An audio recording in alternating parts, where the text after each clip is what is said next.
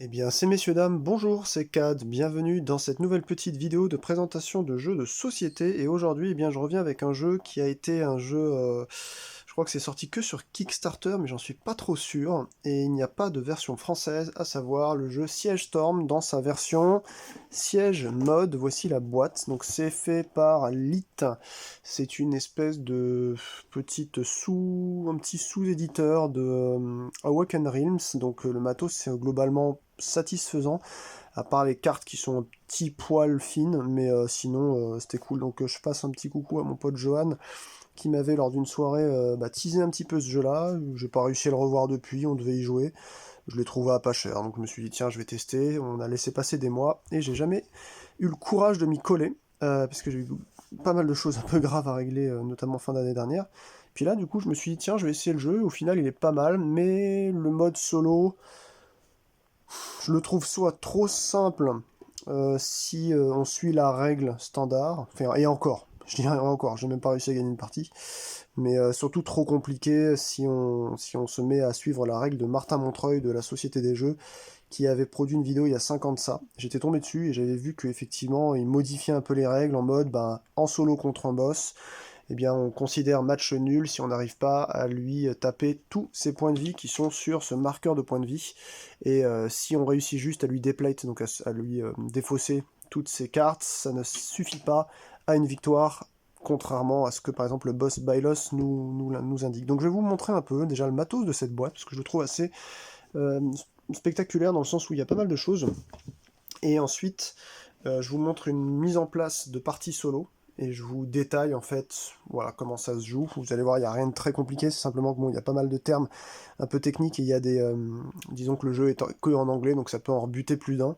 Mais je vais justement, moi quand je fais ce genre de vidéo, c'est notamment parce que j'ai envie de garder en fait trace d'une compréhension de règles telle que j'ai fini par à peu près la saisir, versus le temps qui passe, et à un moment donné, bon, ça me fera plaisir de revenir sur ça. Voilà, donc ça c'est un peu je dirais la règle du jeu. Il y a des forums qui parlent un petit peu de tout ça, il y a quelques rares points pas très clairs, mais si j'y pense, j'essaierai de vous le dire au fur et à mesure si on les rencontre. C'est un jeu de Kamil Ciesla et Marcin Zwierkot, pardon, c'est une équipe polonaise, hein, de toute façon. Awaken Realms, etc. Alors, la boîte, elle est comme ça. Donc, il y a un thermoformage. Elle est lourde, lourde, avec le 9.3, comme dirait le roi Enoch. Il y a pas mal de choses dedans. Il y a déjà de quoi jouer avec un mode coopération, donc à 2 contre un boss, ou alors en mode 2 contre 2, ou un contre un, ou bon, voilà, en fait vous avez plusieurs choix, hein, tout simplement. Donc ça c'est des petits terrains qu'on va installer entre deux joueurs, ou entre le boss et vous. C'est ce qu'on va utiliser là justement avec celui-ci. Qu'est-ce qu'on a d'autre? On a des boss de différents... Alors déjà on a un petit goodies c'était la version Kickstarter, voilà, bon, bref, je sais pas trop à quoi ça sert. On a deux boss, et oui, pas plus, malheureusement. Donc on a le boss Bylos, ou Bylos, avec sa version ici faible, que je n'arrive toujours pas à battre. 3 cartes seulement, hein, qui piochent chaque tour. Et ici on a la version moyenne et la version forte. Enfin, eux ils appellent ça medium, hard et very hard en fait, voilà. Donc c'est la même chose, simplement le positionnement en fait de menace de départ, les cartes qui sont dans le deck et les points de vie sont différentes. Voilà, donc moi j'ai décidé de faire une partie standard, simple avec Bylos, et puis après vous avez un deuxième boss, là qui s'avère être Niriki, voilà, qui vous demande aussi voilà, un certain nombre de paramètres de création de deck au début. Une fois que tout ça c'est fait, ça roule assez simplement. Vous avez ensuite ce truc là que je n'ai toujours pas ouvert, je ne sais pas ce qu'il y a dedans, ça m'intéresse pas trop de le savoir parce que j'ai toujours pas poncé le jeu, et j'ai surtout pas fait de partie en duo, un contre un. C'est clairement un jeu qui se veut être un jeu avec un peu de, je dirais, de préparation de paquets, de modification de paquets entre les parties, qui se veut un peu, voilà, c'est sorti à peu près au même moment, un peu après Keyforge. Keyforge ça date de 2018, ça a dû sortir en 2019. Donc je sais pas, most explicit news, create a headline, make it very explicit. Bon, je sais pas, c'est des cartes promo, je pense, et ça aussi c'est des cartes promo. Je sais pas pourquoi j'ai deux fois la même, peut-être qu'ils donnaient pas les mêmes selon les boîtes, quand vous les receviez, voilà. Et puis quand on regarde la règle du jeu, on se rend compte en fait qu'il y a eu d'autres promos, hein, notamment ici, j'en vois deux là que je n'ai pas. Goblin Andrew et Goblin Marius. Alors vous me direz si ça se trouve, tu les as, elles sont peut-être dans cette boîte-là. S'il y en a qui tombent sur cette vidéo, n'hésitez pas à me dire, je vais pas l'ouvrir pour l'instant, parce que je n'ai pas l'utilité. Et ensuite, alors là, c'est là où il y a le matériel assez pléthorique. Et la règle n'est pas très bien expliquée, parce qu'a priori, il y avait quand même un siège Storm sans le siège mode avant. Donc il n'y avait pas la possibilité de jouer contre un boss. Donc là, maintenant, vous avez cette possibilité qui fait... qui vous propose de jouer seul, une sorte de tower defense assez intéressant. Et donc sur la règle de base qu'ils ont repompé ici, ils n'ont pas réindiqué exactement ce qu'il y avait dans toute la boîte pour le Kickstarter. Il y a juste la faction Isra 54 cartes, Klungley 54 cartes, les Evil Goblins et les Spectral Shaman, c'est avec ces deux paquets-là qu'on va créer le paquet du boss. Donc ils vous recommandent, ce que je n'ai pas fait, ce que j'ai acheté la boîte, le mec disait qu'il avait déjà slivé les cartes, mais c'est des sleeves, vous savez, ultra pro à 1€ les 100 de merde là. Mais en fait, ils recommandent de mettre, vous savez, du Dragon Shield opaque, puisque comme ça, en fait, une fois que vous avez mélangé vos paquets des différentes factions de gobelins là pour le boss, bah, vous n'avez pas moyen en fait de retrouver quelle est la carte par exemple qui fait partie des gobelins et quelle est la carte qui fait partie des chamans. Voilà, parce que là c'est un peu trop simple. Ah tiens, il y a une carte chaman qui va sortir, etc. Mais bon, je l'ai pas fait hein, pour l'instant, parce que je commence le jeu, voilà. Donc sinon, il y a des Spirit Tokens, des Gang Tokens. Donc Spirit Token c'est pour faire gonfler des totems, Gang Token c'est pour ajouter de la force d'attaque à certains de vos alliés. Le tableau de boss, le life meter, voilà, les reserve tokens, le menace token, c'est ce que vous voyez là-haut, là. Voilà, c'est... Bon, globalement, c'est assez satisfaisant, il y a plein de choses. Hein. Après, j'ai pas réussi à faire le décompte des cartes, parce que, vous voyez, c'est pas indiqué. Là, il y a que 2 factions, alors qu'en réalité, il n'y a pas 2 factions. Il y en a 1, 2, 3 que j'ai là, 4, 5 et 6. Voilà, donc en fait, il y a 4 factions supplémentaires avec cette boîte, ce qui est assez pléthorique. Notamment là par exemple vous avez ça que j'aimerais bien tester, les Styxia, donc c'est les trucs un peu des abysses. Donc vous avez à chaque fois une carte de faction qui vous donne les mots-clés de base du jeu, et vous avez à l'arrière, ou parfois même devant, eh bien d'autres informations correspondantes en fait à votre faction, puisqu'il y a des mots-clés qui ne sont utilisés que par votre faction. Voilà. Bon, parfois il y a une carte, je crois, foil sur chaque faction. C'était un bonus Kickstarter qui avait été débloqué, voilà, on s'en fout. Et donc, alors je vais vous faire l'anatomie d'une carte dans un instant. Ça, j'aimerais bien vraiment le tester. Alors le problème, en fait, quand on joue, là je m'adresse aux soloistes hein, qui regardent cette vidéo actuellement, je sais pas si je dois recommander ce jeu pour du solo pur. Je trouve qu'il y a quelques problèmes de balance de règles. Toutes les factions ne sont pas intéressantes à jouer lorsque vous vous mettez sur du solo pur. Je vais vous expliquer tout de suite pourquoi. Lorsque vous jouez l'un contre l'autre, vous prenez un deck de 34 cartes, là c'est pareil, vous faites un deck de 34 cartes en prenant bien soin de prendre, pour commencer le jeu, d'abord toutes les cartes vertes ici, avec un logo vert de votre faction. Donc les factions, ça se voit la couleur de la carte derrière. Quand vous êtes un peu plus expérimenté, moi j'ai fait 3-4 parties, là par exemple, je pourrais commencer à virer des cartes vertes et en mettre, donc là je regarde, il n'y a que des cartes vertes. Mais si je prends le reste par exemple de Seraphia, je peux intégrer des cartes blanches ici, et je peux intégrer aussi des cartes de couleur, toujours blanches, mais vous allez voir, est-ce que ça va tomber? Oui, voilà, ici c'est des élites en fait, c'était un petit S comme ça en bas là. Donc tout ce qu'il faut pour régler ça, c'est que... je suis même pas sûr que ce soit des élites ça.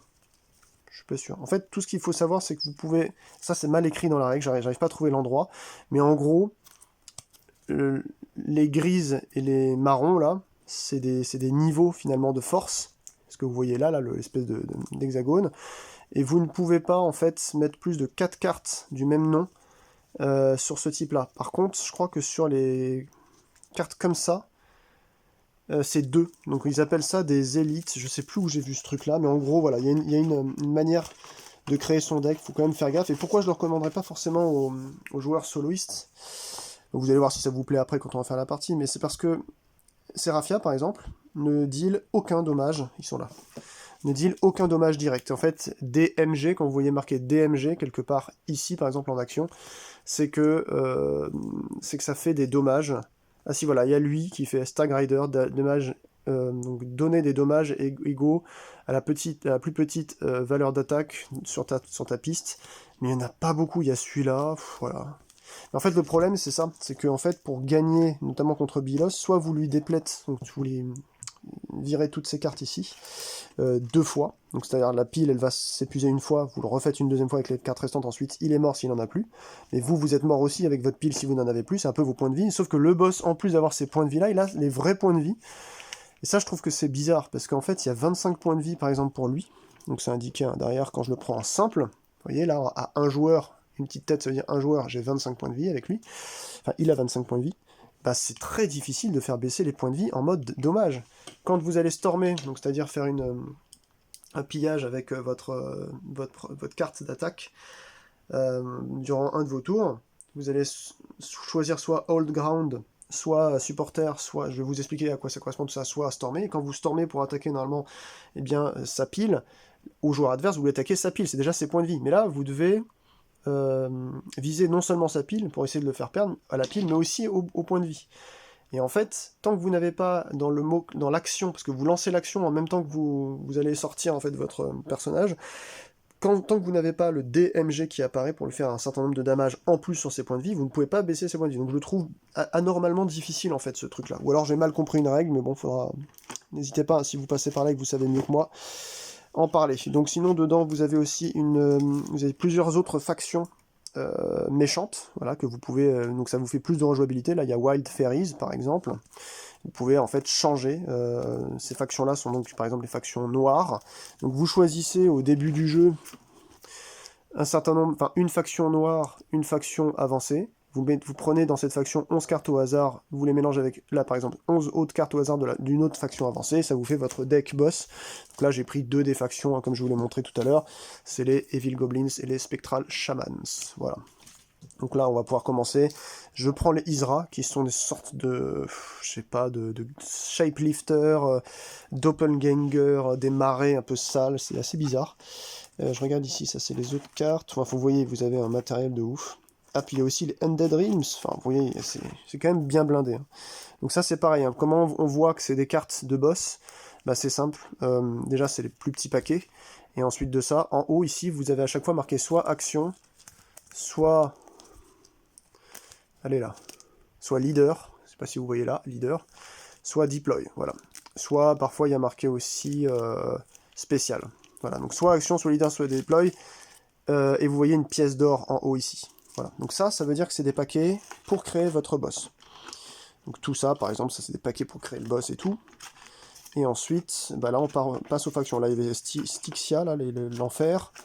Là, alors oui, ceux-là ils sont marrants aussi. Ça j'aimerais bien les tester. C'est carrément les trucs un peu de glace, quoi. Donc il y a Shardmaster, Cold Earth Shaman, Knight of the Frozen Wastes, etc., etc. Mais du coup, on va prendre une carte de ça, tiens, pour vous montrer un peu qu'est-ce que c'est que... Comment ça se joue ce jeu-là, et qu'est-ce que c'est déjà l'anatomie d'une carte. Attendez, je regarde ça, c'est quoi? Ah, ça, c'est mes autres cartes de ma faction que j'ai pas prises, mais je devrais changer déjà ces deux cartes. Je crois que je vais le faire.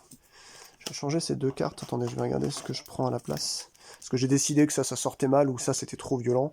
Enfin, trop violent contre moi aussi, j'ai pas envie de discard. Donc je vais juste vite fait regarder. Ouais, vous avez vu, là, il y en a deux pareils comme ça. Voilà. Je vais prendre... Ça me paraît bien, ça. Ça fait des dommages. Ça kill des ennemis, c'est cool. Je veux donner un truc qui fait des dommages, moi. Bah, ça fait des dommages, mais il faut que je vérifie que j'en ai déjà pas trop. Ça fait des dommages de ouf. 5 dommages, mais il faut pas qu'il y ait d'ennemis, en fait. Ça peut être chaud. Ça peut être chaud. Move Despoiler from your casualty to your end, ça peut faire... Désolé, hein, je regarde vite fait ce que j'ai. Et après, on va... Ça remonte les Gutter Crawlers. Ah, ça peut être violent, mais ça coûte 9 aussi. C'est un espèce de rat, là. Je vérifie si j'ai pas de Chemtrail Breacher. En plus de 4 déjà. Enfin, en 4 maximum. Hein, il faut que j'ai en tout ça. Je regarde vite fait. Et je vous montre ensuite une carte. Alors, j'ai pris ça et ça. Donc déjà aussi j'ai l'Underworld Vindicator. Donc j'avais déjà 2 Underworld Vindicator. 3. Ah, je vais peut-être pas pouvoir le prendre celui-là. 3. Eh ben écoutez, 2. Ouais, si c'est bon, ça fait 4 en tout. Et donc les Chemtrail Belcher, c'est visiblement... Alors attendez, je vérifie quand même parce que je crois que c'est... Alors, c'est là que c'est compliqué. Il faut éviter de prendre plus de 4 cartes Cost name action, passive ability en dessous, attaque value à gauche, défense value à droite, donc c'est aussi simple que ça, voilà, je vous montre rapidos, voilà, attaque, la défense, je vais vous montrer comment ça. Alors là c'est ça. Donc vétéran, soldier, vétéran, élite, champion. Et donc quand on fait le jeu, each deck may contain no more than 4 copies of same soldiers of veteran card. Donc soldiers c'est ça et veteran card c'est ça. Ok. 4 copies. Et ça c'est quoi alors? C'est un élite? Et ouais c'est un élite, vous voyez. C'est un élite. Donc malheureusement, ce qu'il y a de marqué d'après, c'est que no more than 2 copies of the same elite and champion cards. Aïe aïe aïe. Je vais re-ranger le puffin là. Hop, on va pas se faire chier. Fait chier. Putain. Comme c'est de l'élite ça. Vous voyez en fait ça se regarde en bas hein, sur le logo ici là. Comme c'est de l'élite, je vais pas mettre le chemtrail machin là. Belcher. Parce que le chemtrail Belcher, je l'ai 2 fois déjà, et les élites, c'est pas plus de 2, malheureusement. Donc ça, c'est non. Ça, c'est oui. Soldier vétéran, c'est oui. Je peux en mettre un 3e. Ce n'est pas un champion. Donc c'est bon. Donc, je vais reprendre ça. Désolé, c'est long pour vous. Hein. Après, on va jouer, vous allez voir. Et je vais prendre quoi? Ça peut faire discard. Ça peut faire discard. C'est une expansion booster card, ça, le petit S, en fait, je vous ai dit une bêtise, ça vient d'un booster d'expansion. Ok. Ah oui, alors, sachant que, je vais vous montrer ensuite après. Return opponent card from his front line to no man's land, non, ça c'est de la merde. Ah, quoique. Ah si, ça peut être bien, ça. Ça attaque fort, en plus. Ouais, je vais essayer. Quoique, attendez. Ah, si j'arrive à tout flinguer, ça peut être quand même plus fort, hein. Non, je vais essayer de prendre plutôt celui-ci. Voilà. Allez. Il faut qu'il sorte bien, par contre, hein. Parce que là, c'est pas dit que je vais gagner. Alors, j'écarte tout ça. Et puis je vous montre un peu comment ça se joue quand même, parce que c'est le principe. Donc j'ai 34 cartes. Chaque personne doit avoir 34 cartes quand vous jouez à 2. Ou chaque personne, même si vous êtes 4 autour de la table, chacun a 34 cartes parmi donc cette fameuse façon de créer le deck avant de la partie. 4, 5, 6, 7, 8, 9, 10, 11, 12, 13, 14, 15, 16, 17, 18, 19, 20, 21, 22, 23, 24, 25, 26, 27, 28, 29, 30, 31, 32, 33, 34, c'est bon. Ok, donc je mélange. Alors, le boss, vous l'avez compris, 11 cartes noires, 11 cartes d'une autre faction. Black. Il commence à 2, je crois, on va vérifier. 2, c'est son niveau de menace. 11 et 11, on a bien les 22 cartes ici. Et 25 points de vie. Je voulais trouver en fait des... parce que là, il a mal été foutu, vous voyez, il est pas bien accroché, je sais pas pourquoi, il n'est pas pincé correctement. Donc les chiffres, ils tournent tout seuls dès que vous prenez ça dans la main, c'est chiant. Donc on va les mettre à 25, on va essayer de s'en souvenir. Clac. Et donc en fait ils vous disent de retourner. Ensuite, Victory Condition, donc pour gagner, vous devez réduire les points de vie à 0 parmi ces 25 là, donc c'est là que je vous ai dit que c'était difficile. Ou sinon, attendre que ces ressources soient mortes. Donc les ressources, je vous rappelle, il les utilise toutes pour se faire une main et jouer. Et au fur et à mesure, s'il a fait vider sa pile une fois, il reprend. En fait, à côté de ça, c'est sa réserve. Donc il reprend sa réserve sans ses casualties. Ces casualties, c'est les cartes qui sont sorties, qui ont déjà stormé, qui ont déjà attaqué, qui ont déjà été utilisées. Il refait une nouvelle pile, il rejoue à ça, et donc, s'il en a plus à un moment donné, eh bien, ça veut dire qu'il est mort. Mais bon, Martin Montreuil pense que c'est trop simple. Du coup, le jeu, il est trop simple, soi-disant, avec la règle la règle normale, mais du coup, je le trouve beaucoup trop compliqué avec la règle de Martin Montreuil, où en gros, il faut le buter juste au point de vie. Parce qu'il n'y a pas assez de cartes dans votre jeu qui enlèvent des points de vie direct, les DMG, c'est ça qui est problématique, quoi. Bon, on va bien voir hein, comment ça tourne, mais je vous montre le principe, quoi. Donc là, when any boss's allies storms, increase the menace level by 1. Et ça, 3, ça veut dire qu'il y a 3 cartes à piocher par tour. Donc en fait, ça veut dire qu'à chaque fois qu'il y a quelqu'un qui storm, c'est-à-dire qu'il est en bas, là, ici, et qui va sortir, parce que vous allez voir qu'il y a une sorte de zone géographique, il y a une deploy zone ici pour lui, une ici pour moi, et ensuite, là, c'est ce qu'on appelle les war tracks, donc les chemins de bataille. Chaque tour, en fait, ça avance de 1, et ça va venir vous taper dessus. D'où le côté un peu, comme je vous ai dit, tower defense.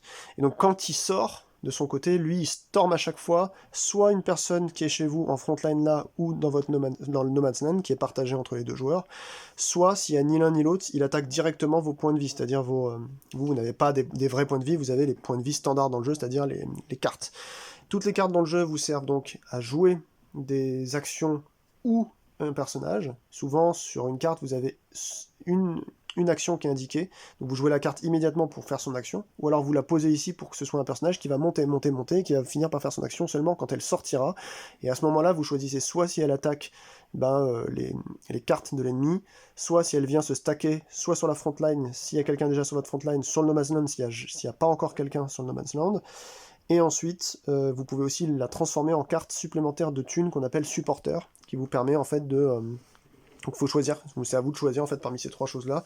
Supporter, ça permet donc d'acheter des choses à moins cher, ça vous réduit de 1 pour chaque carte supporter que vous allez incliner quand vous allez payer quelque chose, ça vous réduira donc de 1 le bidule, quoi. Voilou, voilou. Donc, j'ai ça, tac, je sais pas si vous allez voir, un petit peu, là je laisse une place en haut ici, de toute façon, là ici c'est juste une séquence, vous voyez, préparer, piocher, avancer la track, déploy, etc. Donc là, c'est à lui de commencer la partie. Vous allez voir que c'est pas si complexe que ça, faut juste comprendre un peu comment le jeu se lance. Mais ouais, je pense que j'ai vu mieux en jeu solo de cartes. Je pense que ça, par contre, c'est un très bon jeu à deux. Mais comme d'hab, hein, écoutez, hein, moi je prends ce que j'ai, quoi. Donc là, il va piocher. Au-dessus de ça, ici, on va mettre donc sa réserve et on mettra ses casualties ici, par exemple. C'est-à-dire ses pertes, quoi. Donc là, il pioche ses 3 cartes. Donc déjà, on commence par discarder les cartes qu'il y avait avant. On nettoie, quoi. Mais là, il n'y a pas besoin de nettoyer, parce qu'il n'y avait rien. Ensuite, on regarde ces 3 cartes. Ça, c'est la main du boss. Donc ce qu'il faut faire, c'est de suivre... donc là, on avance la track, mais il n'y a personne. Ensuite, donc voilà, on a pioché. Il y a les actions. Deploy, leader, spécial, action. Et ensuite, faire un deuxième tour si jamais il a déclenché le fait de faire un deuxième tour. Excusez-moi. Donc, il faut chercher en deploy, parce que vous avez deploy en premier, quelle est la carte la plus chère qui correspond au niveau de menace. Donc le niveau de menace, en ce moment, vous voyez, il est à 2. Voilà. Tant que une carte n'a pas stormé chez lui, c'est-à-dire n'est pas sortie de sa dernière zone, sa troisième zone, là, tant qu'elle n'est pas sortie, il reste à ce même niveau de menace. Et il restera aussi à ce même niveau de menace tant qu'il arrive à jouer au moins une carte par tour, que ce soit dans la deploy de ses phases, dans la leader de sa phase, de la spéciale ou l'action. Donc là, par exemple, le niveau de menace est à 2, il peut jouer tout ce qui coûte 2 au maximum, 1 ou 0. Mais une fois, c'est-à-dire, il va choisir, par exemple, ici, ils ont le même coup, donc c'est à vous de choisir, puisqu'on voit qu'il y a marqué deploy hors spécial, deploy hors spécial, deploy hors spécial. Donc il va prendre, par exemple, un Goblin Knight, il va le mettre ici dans sa zone de deploy phase. Ensuite, leader, il n'y a pas de leader, il n'y a pas de leader, c'est pas marqué leader ni leader, donc on fait rien. Ensuite, spécial, donc là, il peut jouer l'un des deux, donc les deux, c'est la même chose, il va faire un gang, donc il va supprimer cette carte-là. Ça, c'est la dernière carte qu'il va garder en main, il devrait faire action, mais il n'y a pas de carte, cette carte n'indique pas action, donc on la laisse ici dans sa main. Et là, il a fait un gang, c'est-à-dire, cette carte-là a généré ce petit logo. Donc ça veut dire que tous les alliés vont gagner chez lui eh bien, 1+1 d'attaque. Donc il avait déjà 1, il passe donc à 2. Et là, il y a 3 de défense. Les alliés, ce sont toutes les cartes qu'il a sur sa War Track. Et ses ennemis à lui, à mon boss, c'est tous mes alliés à moi qui sont sur ma War Track. Les cartes qui sont ici, même si elles vous appartiennent, ne sont plus considérées ni comme alliés si c'est vous qui les avez mises ici, ni comme ennemis si c'est l'ennemi qui les a posées là. Il ne peut pas les cibler. C'est comme ça, il faut le retenir. Vous pouvez cibler que les gens qui sont dans la War Track. Donc ça, c'est la fin de son tour, il n'a pas d'extra turn, donc c'est à mon tour de jouer. Donc déjà, moi en début de partie, j'avais oublié de le faire, mais vous avez donc 2 cartes à piocher. Donc là, par exemple, je vois l'Underworld Kaiju, là, il est bien trop cher puisqu'il coûte 7, par contre, le Gutter Crawler, ça m'aurait fait plaisir, l'espèce de rat, là. Donc je décide de ne pas les prendre, donc vous pouvez faire un mulligan, mais c'est complet, donc vous mettez ça en dessous, vous en repiochez 2, et vous êtes obligé de garder la nouvelle main. Ensuite, vous mélangez. 4 et 2 au niveau des coups, ok. Bon, écoutez, hein, on va mélanger, on va faire ce qu'on peut. C'est juste une main de départ. Donc au début de mon tour, donc ça c'était avant son tour. Hein. Donc maintenant au début de mon tour, je pioche 2 cartes, comme à chaque début de tour. Mais vous avez vu 34 cartes, ça peut aller très vite quoi. Donc là j'ai des trucs qui valent 0. Donc je vous rappelle que chaque carte que vous allez dépenser de votre main, c'est 1 d'argent. Vous voyez, c'est cette espèce de rubis. Donc là, en fait, je peux jouer une carte à 0, une carte à 0, ou encore une carte... Je peux pas jouer la carte à 4, parce que ça me nécessiterait de dépenser 4 cartes dans ma main, j'en ai que 3, donc je peux pas les dépenser. Vous voyez, là, ça demande 4, j'ai que 3 cartes, ça peut pas. Ça, je pourrais jouer le Web Spinner Matriarche, qui est pas mal, puisque... Alors, je peux la jouer soit immédiatement pour son action, C'est ça le but dans le jeu, hein, c'est ça qui est assez intéressant. Ou alors je thésaurise, je la joue, donc dans ma zone de déploiement ici, le plus bas possible, pour 2, donc je défausse 2 cartes dans ma main, et elle va avancer comme ça à chaque tour, et quand elle va sortir, c'est là que je choisirai soit Storm, soit Old Ground, soit Supporter, et elle va aussi faire son action. Que vous jouiez contre un boss ou que vous jouiez contre quelqu'un, c'est systématique, la carte qui sort, elle fait son action en plus de faire soit une attaque, soit de tenir les positions, soit de devenir un supporter. Donc moi ça me paraît pas mal, ça me paraît pas mal. Ou alors je pourrais jouer ce truc là, mais non je peux pas, il faut que j'attende pour... Mais ça c'est bien, parce qu'en gros quand elle sortira, tous les ennemis vont remonter dans sa main. Donc ça peut être cool, parce que j'imagine qu'il va sortir des trucs chaque tour, et lui, bah, au moment où il sortira, il y aura sûrement des choses à faire remonter dans sa main. Donc vous l'avez compris, vous ne pouvez déployer en général, de manière naturelle, qu'une seule carte par tour. Pourquoi? Parce que vous ne pouvez pas mettre plus de une carte sur un emplacement. Vous n'avez pas le droit de mettre une carte immédiatement là ou là. Là, ce sera la War Track, ça va avancer chaque tour. Vous ne pouvez jouer que en bas. Donc là, je dépense 2. Je vais dépenser ces 2 là. Lui, il est quand même assez fort, 5 d'attaque. Mais bon, ça va faire juste baisser sa... Ouais, je suis pas sûr que ce soit si bien, en fait. Et là, donc, vous avez ensuite une action passive, tant qu'elle est dans la War Track, ou alors en frontline, ou dans le No Man's Land, eh bien, vous avez l'opportunité de jouer ça. Shapelift, c'est pas mal, c'est en gros, pour 0, vous dépensez 0 carte de votre main, vous allez pouvoir la reprendre dans votre main, et rejouer une carte à sa place de où lui il était, pour le même coup. Je crois que c'était ça. De toute façon, c'est une spécialité de chez Isra. Shapelift, pay the Shapelift activation cost and return the card with the Shapelift to your hand. Replace it with any other card in your hand for free. Ah, replace it with any other card. Non, c'est mieux que ça. Vous l'échangez contre n'importe quelle autre carte. C'est même pas besoin du même coup. Donc bref, je joue lui pour 2.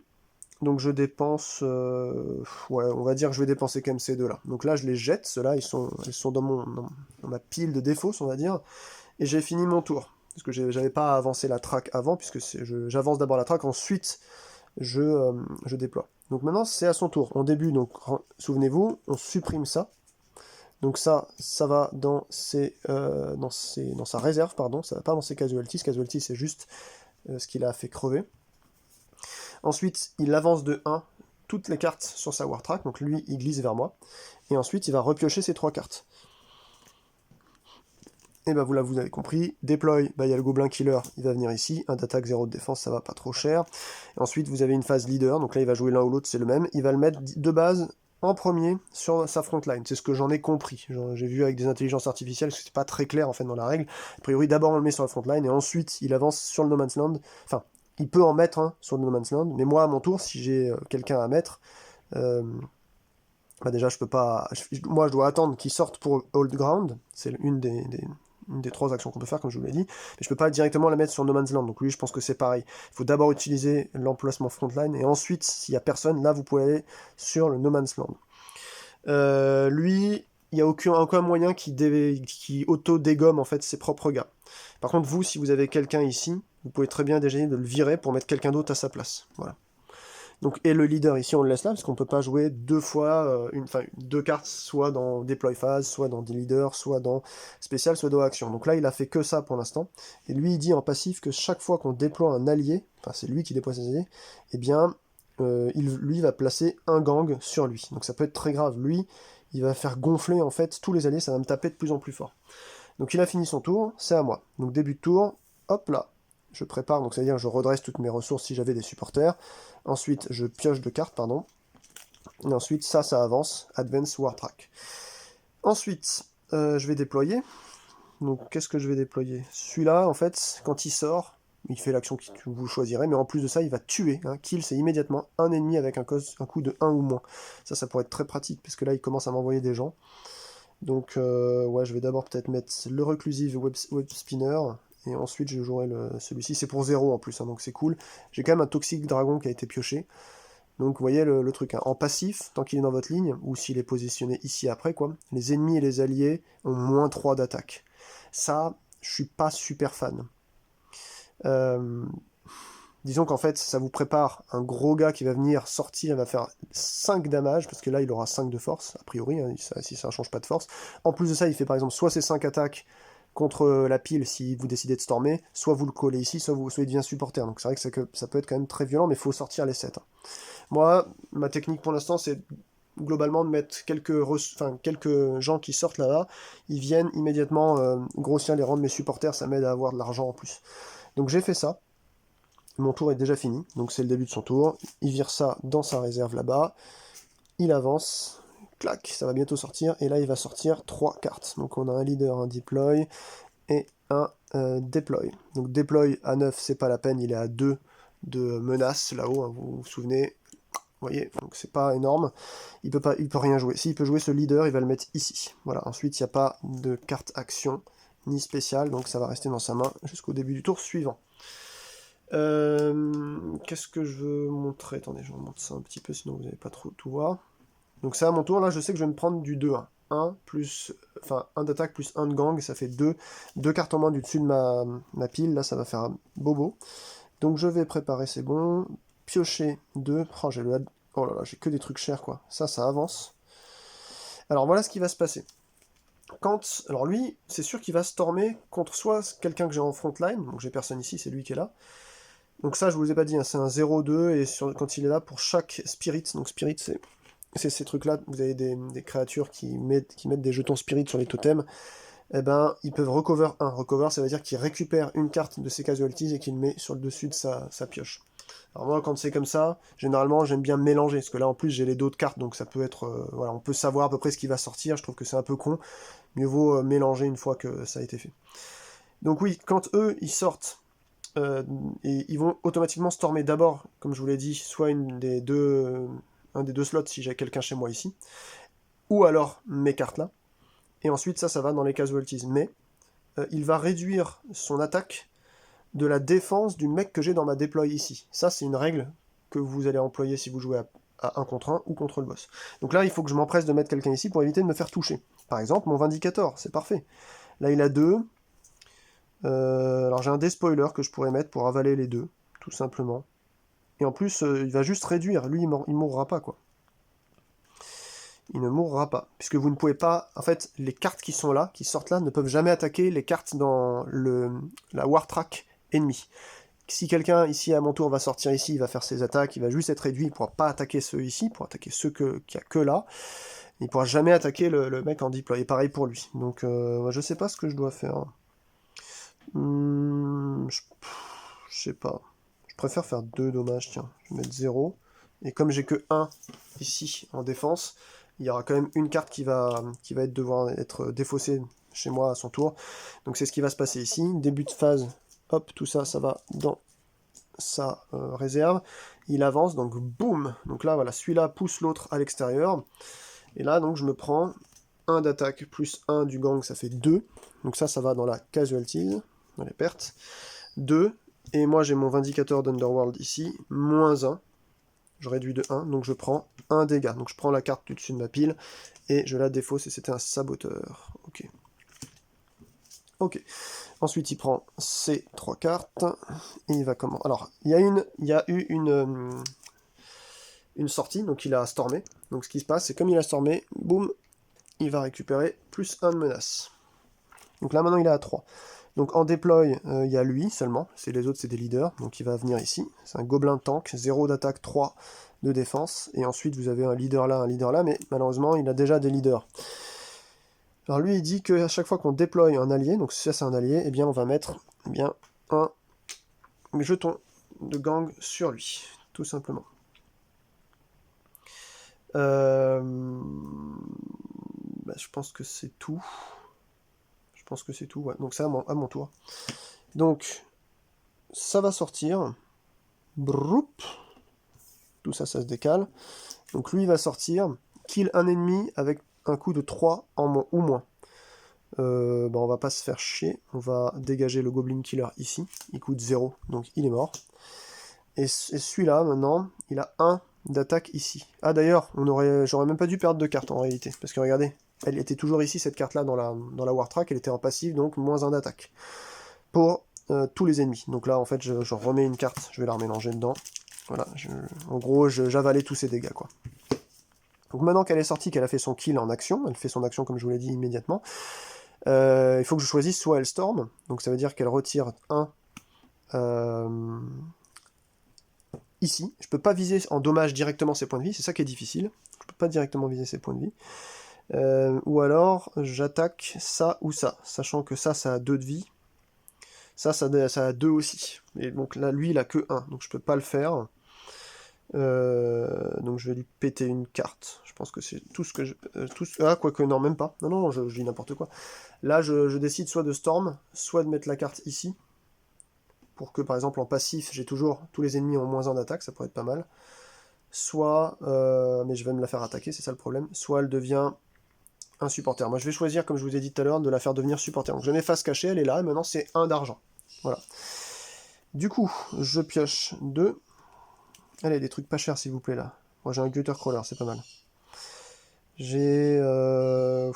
Ouais, on va mettre un Gutter Crawler, je pense. Hein. En bas. Voilà. Donc là, c'est bon pour moi. C'est à son tour. Donc ça va dans sa pile de réserve, voilà.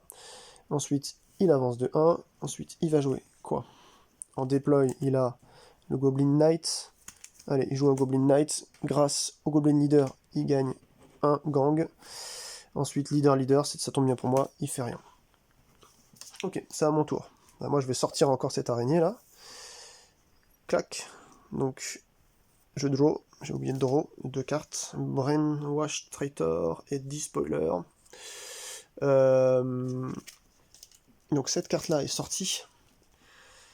Et ben, ça va être la même chose que celle d'avant. Hein. C'est-à-dire celle que j'avais jouée ici. Il va lui aussi killer un ennemi qui coûte 1 ou moins. Bah, c'est nickel. Je vais killer celui-là. Voilà, le premier qui va arriver, là, comme ça au moins il vient pas. Et je vais... Qu'est-ce que je fais? Est-ce que je la laisse en bas ou pas? Sachant que j'ai le temps, elle peut être intéressante, elle a quand même -1, mais il va m'attaquer en premier. Non, il faut que je sorte des gros trucs, donc ça devient aussi un supporter. Ensuite, alors oui, j'ai oublié de vous le dire, vous pouvez avoir que 10 cartes maximum dans la main. Si jamais à un moment donné vous en avez 10 et que vous piochez, et bien immédiatement vous jetez les cartes que vous piochez. Vous ne pouvez pas décider de les piocher pour en supprimer certaines autres des plus vieilles, vous êtes contraint de jouer au moins une des cartes voilà, parmi les 10 que vous aviez déjà. Donc là je suis à 3, 4, 5, 6, ça va. Ça permet par exemple quand ça sort de reset les supporters. Mais bon, je vois pas trop pourquoi. En fait ça pourrait être pas mal de reset en action directement. Alors oui, je l'ai pas dit, mais en gros, quand vous jouez contre quelqu'un, la personne va faire, par exemple, une action qui va impliquer, je sais pas, une perte ou quelque chose de particulier sur le jeu. Vous avez le droit de jouer une réaction si vous avez les ressources dans la main ou parmi les supporters, et une seule réaction à cette action, mais il faut que ce soit une réaction directe à l'incidence de ce qui s'est passé. Vous pouvez pas, je dis n'importe quoi, le mec il vous kill celui-là, et vous dites, bah moi en réaction je joue quelque chose, ça marche pas.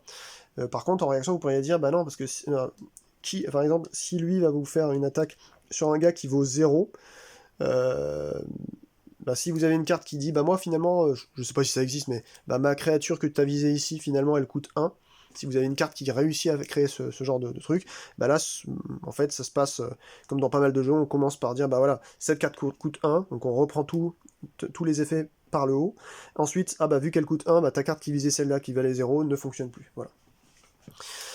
Mais bon, je sais pas comment ça se joue à plusieurs. Enfin, comme j'ai jamais essayé encore à plusieurs, je sais pas. À mon avis, il faut quand même être habitué hein, pour bien saisir le truc. Donc là, qu'est-ce que je joue? J'ai un Brainwash Traitor d'une 2-1.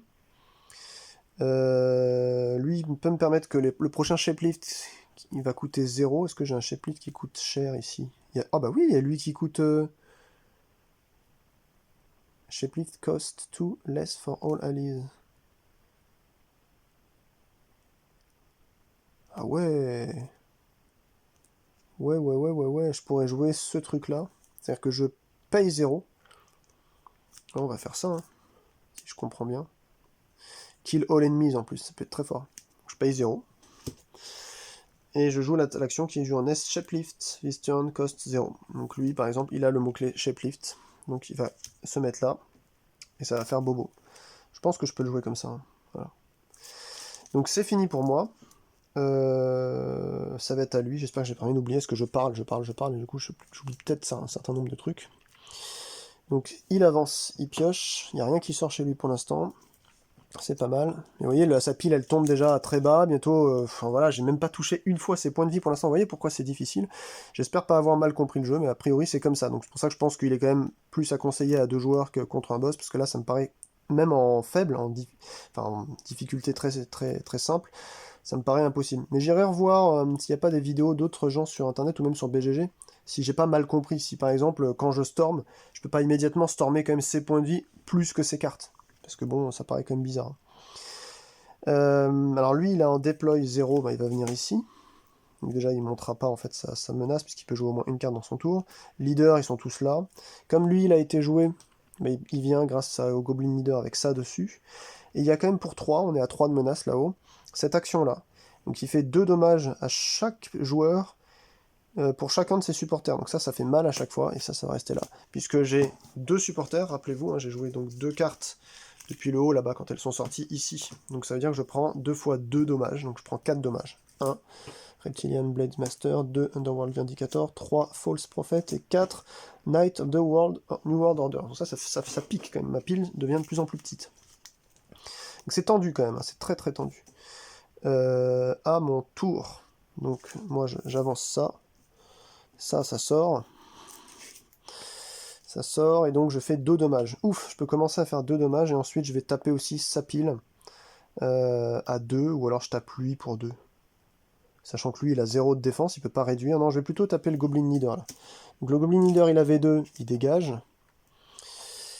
Et donc je deal 2 damage, et je le deal donc directement sur ses vrais points de vie, pas sur sa pile. Donc il passe à 23. Voilà. 23, vous voyez qu'on est encore loin du compte, hein. Ensuite, je pioche 2. Ah, il est là, lui. S'il n'y a pas d'ennemis, je fais 5. Mais faut réussir à les tuer avant, les ennemis, c'est ça le problème. Après, on peut tester, il y a un gros qui arrive. Bah, vous savez quoi? Pour 2, il coûte que 2. Le nouveau que j'ai intégré dans le deck, là, je paye 2, et il est là, Nameless Scripted. Donc on va voir ce qui se passe dans 1, 2, 3 tours, en espérant que ça sorte bien. Puis après, je pourrais jouer les Toxic Dragon, etc. Sachant que lui, je vais le mettre en supporter. Ouais, ça va être bien, là. Allez, c'est à son tour. Donc ça revient chez lui en nettoyage. Ensuite, il avance ses cartes. Ensuite, il a pioché quoi? Il est à 3, il y a un leader. Ouh là là. Faut jouer à chaque fois la plus forte, hein. Donc le deploy, déjà, vous avez un Spiritual Shaman, c'est une 2-3. Et en action, take all seal cards from your casualties and shuffle them into your resource. Ok, voilà, ça on s'en fout. Leader, bah, il va être positionné ici, donc c'est un destruction totem, avec la petite icône totem. Pour chaque spirit sur cette carte, on envoie un dommage à chaque player. Waouh! Waouh, waouh, waouh. Vous voyez, c'est cette faction-là, en fait, hein, qui envoie des spirits sur les totems qui sont positionnés ici. Et en action, ben, je me reprends encore 4, parce que j'ai 2... oh là là, ça fait chier, quoi. Putain, il me fait descendre mon deck avec ça. Ah ça, et le Seal of Nova, là, c'est méchant, quand même, hein. Donc là, il a tout fait, hein. Là, il a vraiment tout fait. Donc c'est à mon tour. Je vais sortir le Gutter Crawler. J'ai oublié que le Chef Lift cost 2 less for allies. J'avais pas d'autres alliés à Chef Lift, je crois, là. Ouais, donc Gutter Crawler, lui, ce qu'il fait, c'est que, bon, déjà, il reset les supports, mais ça, il se resetait de base dans le prépare phase, la première phase du tour. Et ensuite, donc, il a 1 d'attaque, mais sa passive, c'est que quand elle storm, il attaque 4 fois. Et si je storm, elle va défendre. Alors, oui, j'ai oublié de vous dire aussi, quand, par exemple, si je storm, là, elle défend, j'attaque à 1, sauf que j'attaque 4 fois. Donc, j'attaque à 1, il défend. Donc il renvoie pas ses dommages, hein, pas comme dans d'autres jeux de cartes, donc ça veut dire qu'il prend moins un point de vie. Et en fait, ces points de vie, ils se reset au début à la fin de son tour, au début de son prochain tour, en gros, à l'ennemi. Ça veut dire que si vous voulez tuer quelqu'un, vous pouvez plusieurs fois lui infliger des dommages, mais il faut que ce soit fait dans le même tour pour le mettre. Alors là, vous pouvez mettre par exemple des petits, je sais pas si vous avez des billes chinoises, mais là on s'en souvient. Par exemple, là je peux par exemple stormer 4 fois. Donc 1, 2, 3, il est mort, et la 4e, il vient sur son deck par exemple, quoi. Moi, c'est ce que je vais faire. Ouais, je vais buter lui, sinon ça va sortir, ça va faire mal. Et lui, il va perdre une carte de son deck. Clac, voilà. Donc ça a stormé, donc ça va Alors attendez, que je réfléchisse. Non, c'est un peu con. C'est un peu con ce que je fais. Je préfère sortir du monde, au pire, c'est pas grave. Parce que là, lui, il a déjà kill all enemies, donc ça sert à rien. Ça sert à rien. Non, je vais pas stormer 4 fois. Je vais immédiatement le mettre dans les ressources, là, voilà, pour en faire encore un supporter, ce qui fait 3 thunes de plus. Et donc je vais prendre 2 cartes, et ensuite je vais voir ce que je peux payer. Donc j'ai déjà 3 ici. Donc là, les trucs à 7, je vais pouvoir commencer à les jouer. Hein. Le Toxic Dragon, par exemple, ça va faire du bien. Par contre, je me dis, lui, ça fait des dommages. Lui, il retire de l'attaque, mais lui, s'il a tué tout le monde ici, ça pourrait être pas mal pour faire descendre sa point de vie. Donc je vais jouer le Toxic Dragon pour 7. Donc je fais 3 ici, donc j'incline les 3. Qu'est-ce que je peux jouer ensuite? Le Despoiler, puisque de toute façon, move Despoiler from your casualty to your end. Donc je peux le rejouer, lui, les deux là, je peux les rejouer de la pile de défaut, donc autant s'en servir. Donc ça fait 3, 4, 5. Il m'en manque encore 2. Ouais, 6, 7 là, ces deux petits là. Clac. Voilà. Donc là, le Toxic Dragon, quand il est en passif là, de toute façon, ennemi et l'allié, moins 3 d'attaque. Voilà. Comme ça, au moins, c'est sûr. Bah écoutez, j'ai fini. Donc ça, c'est chez moi. C'est à lui de jouer. Donc, il n'y a rien à discarder. Il avance. Clac, ça sort. Donc il va me faire 1 et 1, 2. J'ai un Toxic Dragon ici, il a 3 de vie. Donc il se passe absolument rien. Mais il a stormé, donc il monte pas son niveau de menace. Ensuite, il a 1. Donc ça, c'est les casualties. Ça, c'est sa réserve. Donc vous mettez comme quoi la réserve a été utilisée. Il y a un défaut dans ma version, en tout cas dans le jeu. Ils disent de retourner la réserve sur la face bleue, mais il n'y a que 2 faces qui sont de la même couleur. Donc vous voyez là, il est à 23 points de vie, et il lui reste que ça à piocher pour que la partie se finisse. Si on suit les règles de Martin Montreuil, si la partie se finit alors qu'il n'est pas mort à ses points de vie, le fait de le faire finir alors qu'il a plus de cartes juste dans sa pile n'est pas une victoire, c'est un draw, quoi. C'est un non-lieu, entre guillemets. Ça veut dire c'est un égalité, selon Martin Montreuil. Donc, voilà, moi je trouve que c'est trop difficile, quoi. C'est bien trop difficile. Mais du coup, ça rend le jeu aussi plus facile. Parce que vous voyez, là, il m'a quand même pas déplate toutes mes cartes. Et en 2 temps 3 mouvements, je vais lui virer aussi. Là, en 3 tours, c'est fini. Si j'arrive donc j'aurais quand même gagné. Avec les vraies règles, là, je pourrais gagner. Avec les règles de Martin Montreuil, ça m'étonnerait. Donc, une première carte, 2 cartes, 3 cartes. Il y a Deploy. Alors, Deploy 8 et 9, il est qu'à 3 de menace. Donc, il peut pas les mettre.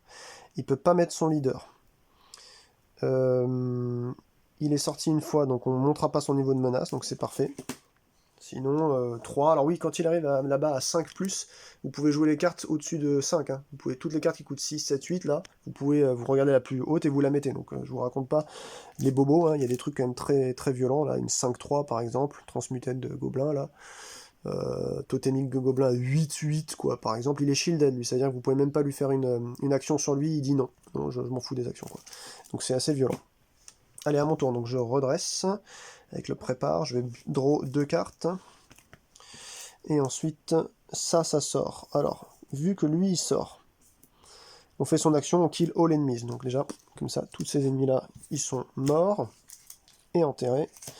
Ensuite, mon dragon, il me dit que les ennemis et les alliés ont moins 3 d'attaque. Donc lui, il n'a que 2 d'attaque au final. Bon, bah...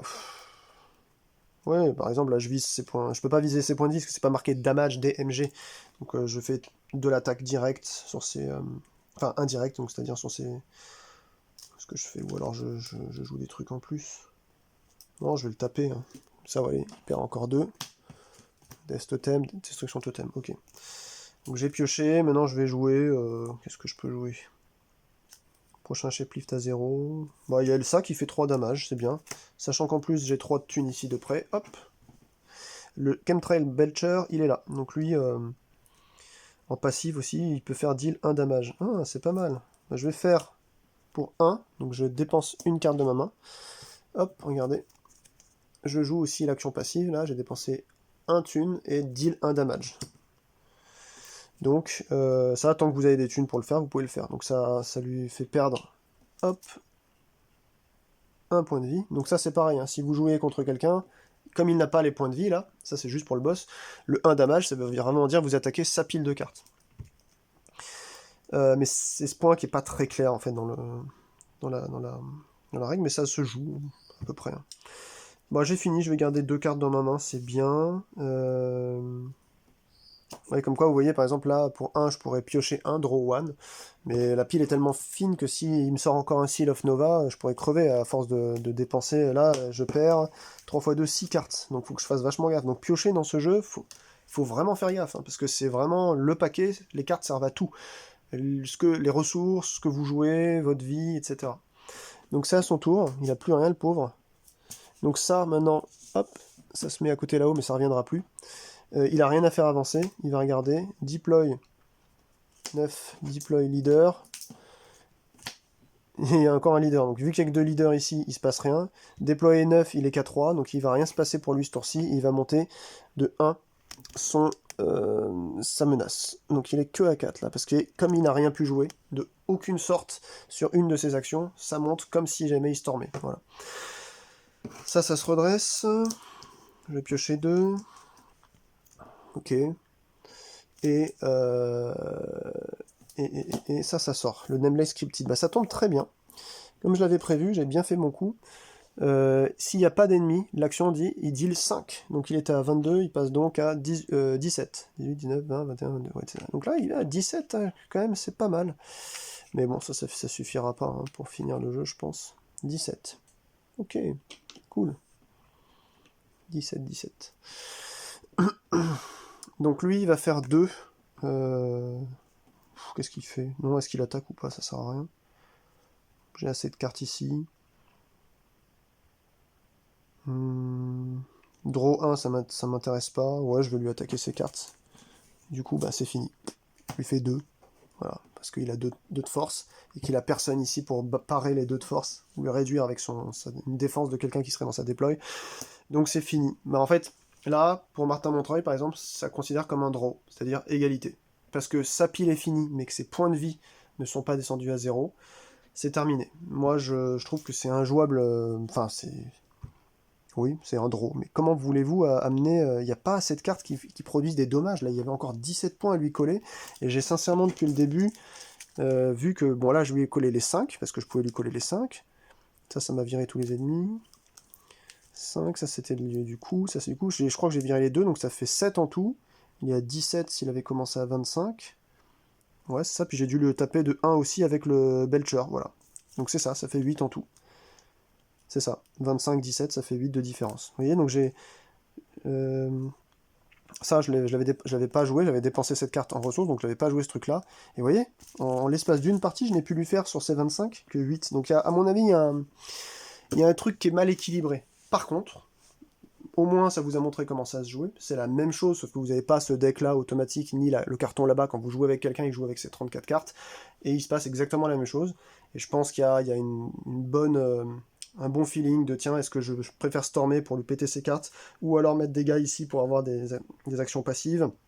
Mais il peut me les attaquer aussi avec les mecs qui storment chez lui, ou alors je mets les choses chez moi. Enfin, vous voyez, c'est j'aime bien. Mais là, je vois pas trop, dans l'état actuel de la situation, et en ayant regardé un peu sur des forums, comment on peut gagner avec la règle de Martin Montreuil, quoi. Sachant qu'en plus, Martin Montreuil, lui, s'amuse à chaque fois de prendre les persos en mode difficile, donc je sais même pas comment il fait, est-ce que c'est jouable, est-ce que c'est gagnable. Lui, il les prend, vous savez, en mode... où est-ce qu'ils sont, les gobelins, là? Lui, il les prend en mode 4 ou 5, quoi. Donc c'est la même chose, hein. Sauf que il faut, lui, il prend juste les life points réduits à 0, il ne prend pas, en fait, buy lost resources, are depleted. Donc, bon, après, il y a un peu plus de temps de jeu, puisque vous avez plus de cartes qui arrivent, mais il y a aussi plus de points de vie, vous voyez. Donc, il y a aussi un niveau de menace plus accru. Ouais, je sais pas trop, hein. En solo, en très difficile, il a 35 points de vie au lieu de 25, donc 10 de plus. Il commence à 4 de menace, donc autant vous dire que très rapidement, il sort les cartes les plus chaudes. Je vois pas trop, hein. C'est pareil, c'est les mêmes conditions en plus hein, chez Niriki. J'imagine qu'il doit y avoir des sites maintenant qui donnent des fan-made, des boss fan-made en plus, quoi. Oui, voilà. Bah écoutez, une petite vidéo d'un peu moins d'une heure pour vous montrer un peu comment ça se jouait. J'espère que ça vous intéressera. Je vous souhaite une très bonne fin de journée. N'hésitez pas à me dire si vous connaissez le jeu, si j'ai fait des fautes, ça me permettrait de m'améliorer. Et puis si vous avez un endroit, si vous connaissez le jeu, où je peux vérifier le contenu, parce que moi c'est une boîte que j'ai achetée sur Ocaseo, parce que j'ai l'impression que selon les factions, il y a une carte ou plus de moins, donc je sais pas si on m'a tout fourni en plus, Mais voilà, j'ai l'impression qu'il y a des factions aussi qui ont plus de cartes que d'autres, donc c'est un peu bizarre. Et n'hésitez pas à me dire ouais, sur les points de règle comment on attaque, parce que dans ce cas-là, moi, enfin s'il n'y avait pas le... Je comprends pas trop à quoi servent les points de vie en plus au final. Je comprends pas trop. Parce que dans la règle du jeu, le point DMG, ça veut dire des dommages qui ne sont pas parables. C'est-à-dire s'il y avait quelqu'un par exemple ici qui a 3 de force, j'inflige 5 dommages au joueur, et ben immédiatement, lui, comme pas 3 de force, 3 de bouclier, ben, je réduis 5 de 3, comme on l'avait vu avec le Kainu là tout à l'heure, et du coup le gars, juste ça lui réduit l'impact de ma... voilà. Par contre si je fais une attaque, euh, non je vous dis une connerie, une attaque, c'est-à-dire je storm, ça réduit d'autant que le truc qu'il a ici. Par contre, s'il sort avec une option DMG, comme lui là, faites un dommage égal, machin, le dommage, ici directement, il passe outre le bouclier. C'est ce que j'ai compris. Donc je comprends pas en fait l'utilité de ce truc-là. Pourquoi est-ce qu'ils ont fait une règle supplémentaire pour baisser des points de vie au mob, alors que là on voit bien que j'aurais gagné, mais bon c'était en moyen quoi, c'est-à-dire en médium c'est facile en gros. Je pense que ça suffirait. Je vais investiguer, je vais continuer, puis si j'ai vu que j'ai fait une erreur ou autre, je viendrai en commentaire aussi vous parler, vous dire ce que j'ai trouvé de tout ça. Donc voilà, c'était Siege Storm dans sa version Siege mode. Je ne connais pas le jeu d'origine, mais il n'y avait probablement pas ce mode contre un boss. Et par contre, il y avait avec le Kickstarter, je vous ai pas montré, eh bien un contenu supplémentaire avec cette petite boîte de très belle qualité d'ailleurs, un PVP supplement. Donc je pense que ça, c'est juste pour...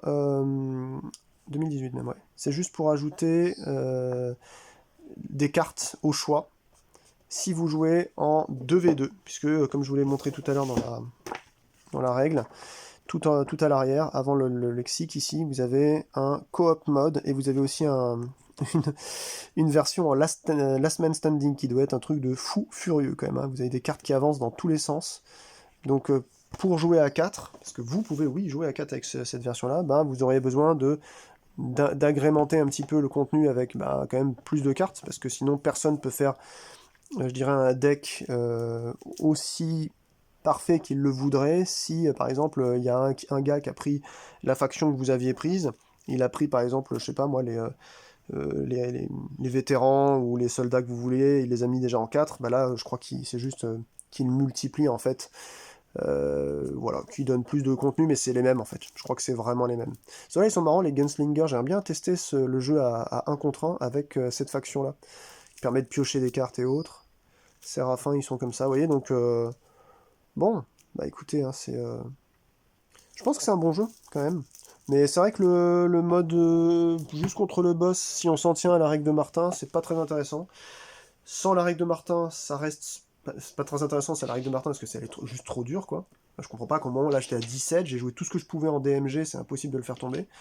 Il y a peut-être un truc que j'ai pas pigé. Mais sinon, ouais, là je vais essayer de... Admettons, je prends pas en considération la règle de Martin. Chaque Storm peut attaquer aussi ce truc-là. Oui, là c'est plus jouable. S'il n'y a pas que les DMG, je pense que les Storms peuvent aussi attaquer ça. Mais du coup, ils se font parer par une créature ici. Je pense que c'est plus ça que ça voulait dire. Sinon, j'essaierai de refaire des parties avec Bylos ou l'autre boss, mais avec un niveau en hard éventuellement, ou en très hard. Voilà, voilà. Bah écoutez, c'était le siège Storm siège mode, et puis bah on se retrouve pour de nouvelles aventures très prochainement. Prenez soin de vous, ciao ciao.